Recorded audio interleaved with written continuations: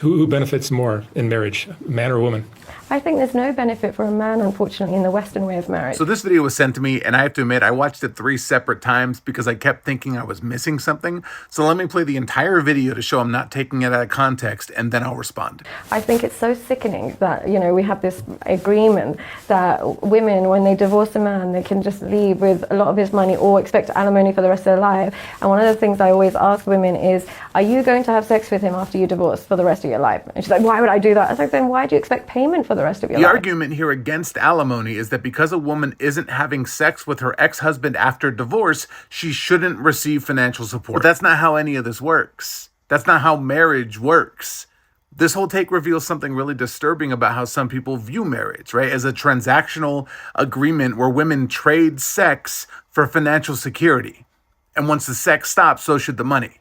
But let's talk about what this ideology completely ignores. Marriage is supposed to be a partnership where both people make sacrifices for the good of the family unit. When someone, and let's be honest, in our culture it's usually the wife, puts their career on hold to raise kids, or moves across the country for their spouse's jobs, or works part-time so someone can be home with the family, there are real financial sacrifices with long-term consequences. Look, I'm the primary income earner in my household. My wife is a stay-at-home mom, and if she were to leave me tomorrow for any reason whatsoever, she absolutely should get half of everything we've built together. You know why? Because nothing, and I mean nothing, that I've accomplished has been without her by my side. Here's the thing. If you can't honestly say that your success is intertwined with your partner's support and sacrifice, if you can't recognize how their contributions enabled your achievements, then don't get married.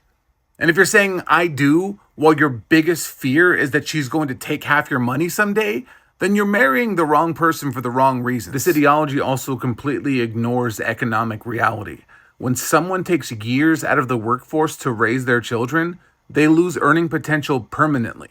They miss promotions, skill development, network opportunities. The idea that they should just go get a job and fend for themselves after a divorce ignores the very real financial impact of the sacrifices that they made for the family. And the worst part is that there's going to be men who hear this and think, finally, someone gets it, without ever stopping to ask themselves, if the only thing keeping your wife with you is financial dependence, and the only thing you're bringing to the marriage is money, you can be easily replaced. If you're this worried about losing money in a divorce, maybe invest in therapy instead of a prenup.